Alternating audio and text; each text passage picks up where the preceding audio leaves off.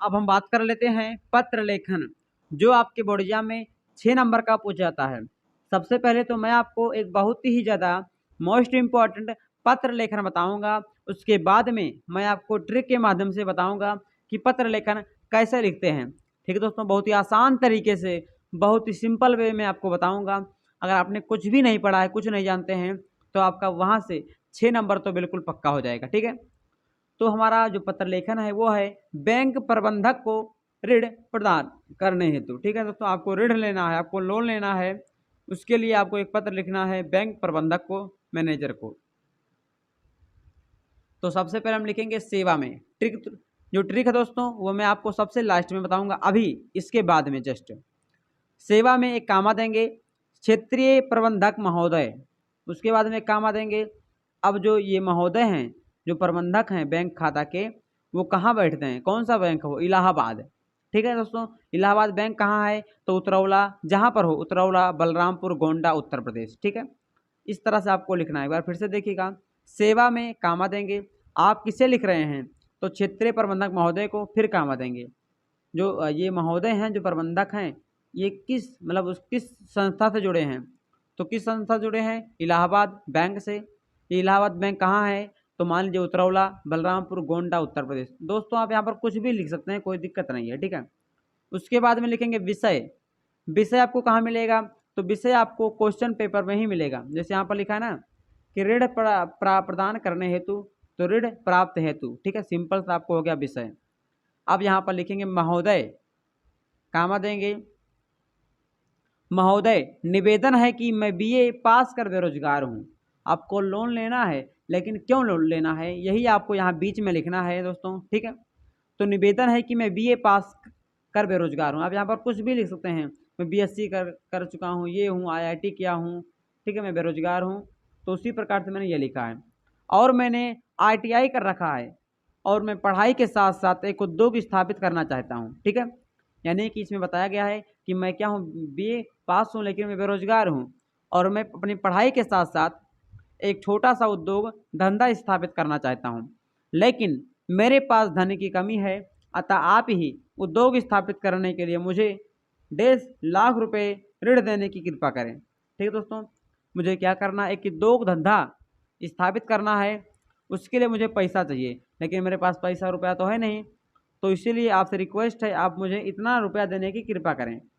आशा करता हूँ आप जल्द ही एवं आसान किस्तों में मुझे ऋण देने की कोशिश करेंगे। ठीक है दोस्तों, और ये भी आशा करता हूँ आप बहुत जल्द ही और बहुत ही आसान किस्तों में आप मुझे ऋण यानी लोन देने की कृपा करेंगे।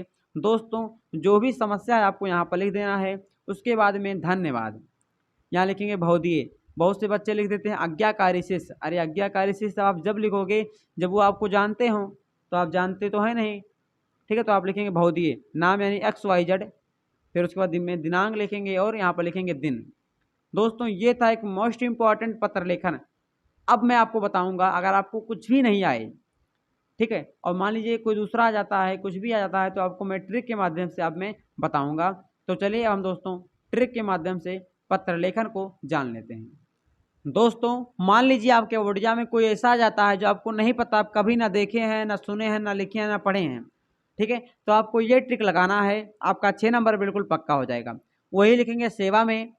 उसके बाद में आप किसे लिख रहे हैं, जिसे लिख रहे हैं उसका नाम यहाँ पर लिखेंगे। ठीक है, उस संस्था का नाम लिखेंगे जहाँ पर वो बैठते हैं। मान लीजिए आप लिख रहे हैं डीएम साहब को, तो डीएम का नाम यहाँ लिखेंगे, जैसे लिखा प्रबंधक, या आप लिखेंगे डीएम महोदय। ठीक है, या डिस्ट्रिक्ट महोदय। उसके बाद में संस्था, जो महोदय जी हैं, डीएम साहब हैं, वो कहाँ बैठते हैं, तो यहाँ लिखना है आपको संस्था का नाम।